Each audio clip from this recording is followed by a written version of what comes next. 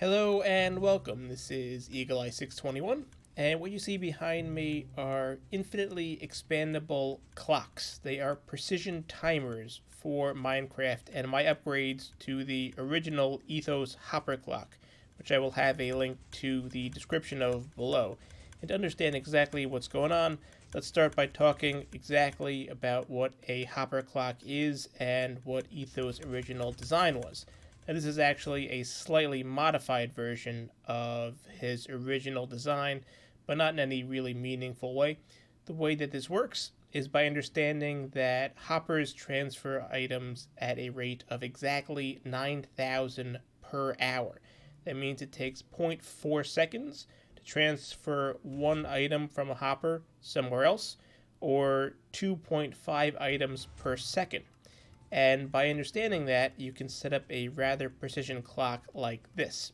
And what you're doing is you're taking a comparator signal out of the hopper, which just means that if there's an item in it, then this comparator is on.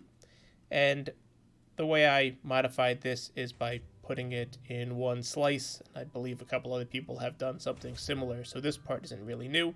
But this powers a block which turns on this dust, which extends this sticky piston, and this redstone block means that the items won't be able to transfer out of this hopper, only this hopper.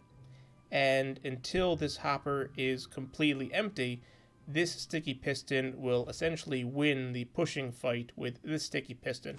But as soon as this runs out of items, this depowers, and this retracts while this side wins that pushing contest, and then this side gets frozen, while this side transfers all the items out.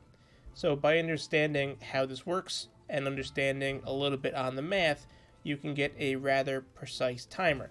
And specifically, this clock right here can do 128 seconds per side, so if you measure it in full cycles, that's about 4¼ minutes. And just for some additional math, so you can take these numbers and make your own, you'll see as we grow, it's 0.4 items per second, meaning you have 25.6 seconds per stack, and that's a full stack of 64. Or to get 1 minute, that is going to be 75 items, and that's for a full cycle. That's 30 seconds per half. So if you're asking about how you can use this, I do have some things down here to show you. These are just some of the materials that you need to make it. But again, this is pretty much what you see is what you get. There isn't anything hidden here except to note that both of these do have to be sticky pistons. I have a dropper right here with some items in it, and I can just put that right next to this piece of dust. After it updates, so it'll flick once. It won't turn on again and spit out an item until this redstone block gets pushed back. So that means that what you have right here is a system that will only fire every full cycle. So as soon as all these items, and I'm just going to grab half of these to make this go a little faster, and more, you'll see that as soon as this redstone block gets pushed back, the dispenser or the dropper will fire again, and then it won't fire until it makes another complete cycle. So this will go back, and you see it didn't fire, and then when it comes back again, it will fire again. So that's how you set up on the full cycle side. Now, in order to see how we can control it a little bit, this is what these items over here are for. So we have a lever, and we have some of these redstone torches and buttons, which I just cloned. And if you take a lever and you put it here and you lock it, then this side is always on, and it won't be able to push back. So even when this side completely drains of all of its items, you'll see that the cycle will not continue because this is locked until you unlock it. And if you want to have something toggleable, you can come to the other side and put down a torch and then a button. There's a bunch of ways to do this again, but that keeps this on, so even when this side is completely drained, it won't turn off. When you click the button, you can see that depowers a torch and allows it to do one cycle, but then when this is on again because the torch is back on, it again won't come over. That means that this is for a single half cycle of the clock in terms of when this activates. So there's a number of things you can do with this in terms of the question, why do you care about precision clocks? Unfortunately, the main downside with this clock is its limit on timing, and that is at maximum it can only do 4 minutes and 16 seconds, and that's if you do the entire cycle. That doesn't account for a half cycle. Let's break some of these. Let's get rid of that. So the first upgrade that I thought of doing was just adding some additional hoppers. And you can see the hoppers are dueling back and forth here. When we have some additional hoppers, we have them go in a circle so that you have the hoppers like this going around and then back. And by adding these extra 4 hoppers, that is 2 on each side, you extend this to 384 seconds per side, or just under 13 minutes per cycle. So again, you can have some additional numbers for your own math as you expand. That's 128 seconds per side per hopper, or 250 seconds for the full cycle. And just for some useful times, and one of our use cases in why do we care about these clocks, in order to get a 10-minute clock, you need 750 items. That's 11 stacks and 46. That is for a full cycle. That would be 5 minutes for each half. And for 5 minutes for that full cycle, it's 375 items, or 5 stacks and 55 items. And this brings us to one of our use cases. If you want to know how long you've been able to go AFK for on a server, so for example, if you watch Hermitcraft, you'll know Mumbo Jumbo likes to go AFK. He most often gets kicked, and he's never entirely sure how long he was on there for. You can set up something like this, where you grab a chest, and you grab a dropper. Set this to a very easy 10 minutes per cycle, and stick your chest right in front of your dropper, and then every time your cycle is full, it'll spit 1 item into there, and that 2 right there is because of the takes a second to set up, because you get your first update and it gets off sync. But after your first time it does that, this will fire, if you had it fully set properly, once every 10 minutes. And while you could do something like this, there's a little bit of extra math involved. So you fill this up and you say, okay, it's 4 minutes and 16 seconds. I've got 1.5 stacks, and multiply, divide. If you do something like this with 10-minute increments, it's very simple. If you just add some extra items in here, if it's 10 minutes per item, you know that 60 would be 10 hours. Or if you don't really want to do any math, you can just drag these out until you get 6 of each. Then you can say, okay, I've got 4, 8, 9, 10, 11 hours and 10 minutes. And you can get a pretty decent approximation for how long you're able to go AFK without getting kicked.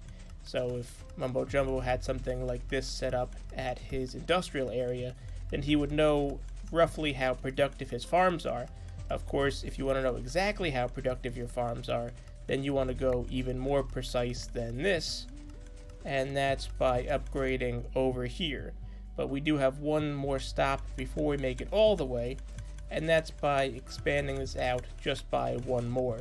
So instead of the 2 hoppers you see over here, or the 6 hoppers you see over here, we go to 10 hoppers over here, and that's enough for this critical time right here, and that's your 20-minute timer, which is 1,500 items, or 23 stacks and 28 items.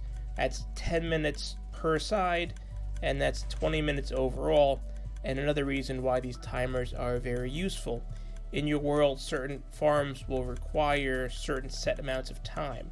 For example, if you want to breed your animals, animals can only breed every 5 minutes.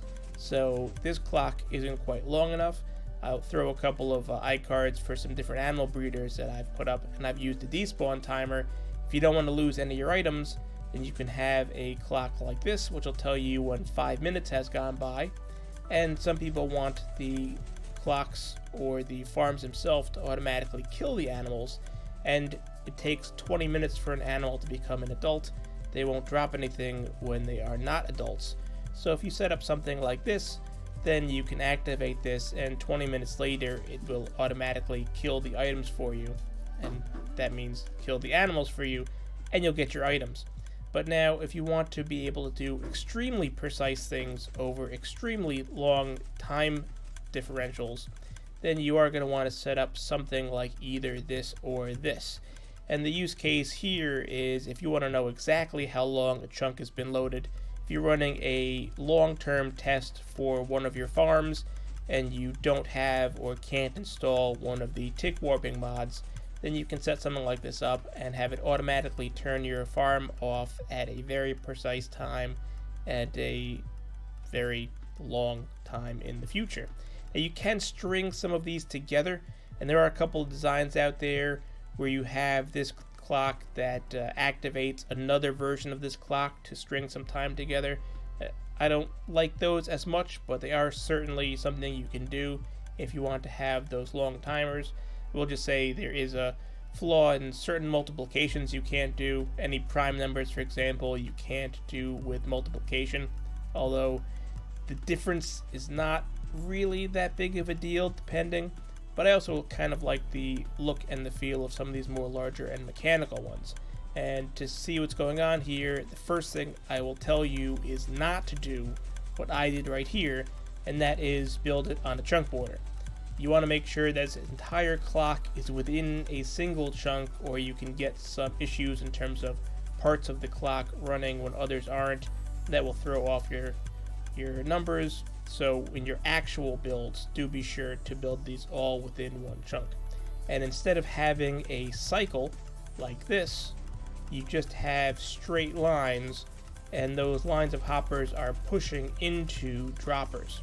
And you can see that we have the same back and forth setup here, where you have your comparators and your dust and your sticky pistons pushing a redstone block, but instead of having it go around to the hoppers, it's getting pushed into this dispenser. And then we have an auto dropping clock right here. This is a sticky piston, clearly, and you have a comparator that reads if there are any items in there, that lifts this up, and you have a nice little dropper clock right here, which spits the items into this water stream. These are all water source blocks, or this won't work, over some soul sand, which then carries it over into a water stream, into a hopper, and that hopper points into a chest, or in this case a double chest, to another hopper, to another double chest, into this hopper line, and then the cycle starts over. You will notice that everything on all these builds is exactly symmetrical. Exactly the number of chests you have on this side, you have to have on this side, exactly the same number of hoppers, because you need to make sure if you load this fully that both of these have the exact same capacity on the side. Now the downside to this particular setup is if your character strays a little too close, you can pick up one of these items that's flowing through, and that will obviously throw off your clock, and you may just not like the look of this. You may want to do something else. So I have another setup right here, which is very similar in concept, that the hoppers are pointing into droppers, but instead of having them spit out into a water stream, we have them spit into a drop-evader. So all of these droppers are pointing up like this. They all look like that, and that way the items are going from the bottom all the way to the top. And then we have these same auto dropping clocks, and that is the comparator detects there's an item in here, and that lifts up this observer, which is again on a sticky piston, clearly into this observer, and you build these in threes. So this dropper clock right here will power these three droppers, and then to keep going you put a solid block on top of this observer, and next to that is another sticky piston, and you have another clock and another set of three. Again, it is important, you do need to make these in threes, and you can see nothing is getting stuck in any of these droppers. And then the dropper will drop an item directly into this chest. And again, some hoppers into some double chests all around, and then it spits it down into this cycle. And again, the exact mirrored image on this side in order to make it all work. And you can set up the same sort of on and off with a lever that'll turn it on or off, or a redstone torch with a button in order to have it hit one time. And you can connect these outputs to turn your farms on or off so that you do have that precision timing to see exactly how it went. Or if you're just curious how long certain things are loaded, these can be very useful to have in your world. Now, a couple more important numbers for you to understand how this all works. So you get 128 seconds, or a little over 2 minutes per hopper, and that's if you fill all 5 of these slots with 64 items each. That's a full stack of 64. And for a chest, and this is a single chest, not a double chest, you get 691.2 seconds, or about 11.5 minutes. For a double chest, you just double that. And based on those numbers, you know exactly how high up you need to go in order to get the exact amount of time that you're looking for on your clock. And you can take this all the way to build height, and if you really need an extraordinarily long clock, you can have a second one of these towers for a second one on each side, so that it goes up twice before it comes around, and then you just fill up these with all the items that you need in order to make your clock work. Instead of doing a block by block tutorial, as this is pretty straightforward, I'm going to take a couple of more views around it so you can see exactly how to make this yourself. And you can make this pretty much any way you want, provided that you have this setup right here, where you have the redstone block, which is locking each of these hoppers in turn. And you can even lock it in a different way if you want. And as long as you have your storage matched perfectly on both sides, if you have too much storage on one side and not enough, and you fill up that side with more, your entire clock will lock and it will not work. Let me take a couple more views on this one so you know what you're looking at here as well. As I said, instead of doing a block by block tutorial, I am going to put a world download in the description so you can see these in person, if you will, and you can play around with them if you'd like. These have all been loaded with only a stack or so of items, so they activate much more frequently, so we can see the constant motion back and forth. And again, you can take these hoppers out as far as you want, but at some point it's better to start going vertical. And if you want to be super lag efficient and conscious, you should put some composters above these spare hoppers, and that's also just to make sure nothing falls in by accident and messes with your timings.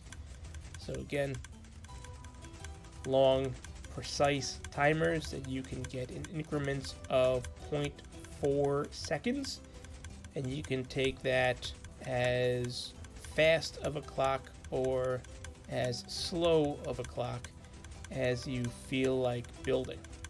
If you found this video helpful, I would appreciate a like, and for more videos like this, do be sure to subscribe. And if there's anybody out there that you think can benefit from seeing or using one of these clocks in their world, do be sure to send that to them as well. Thanks for stopping by.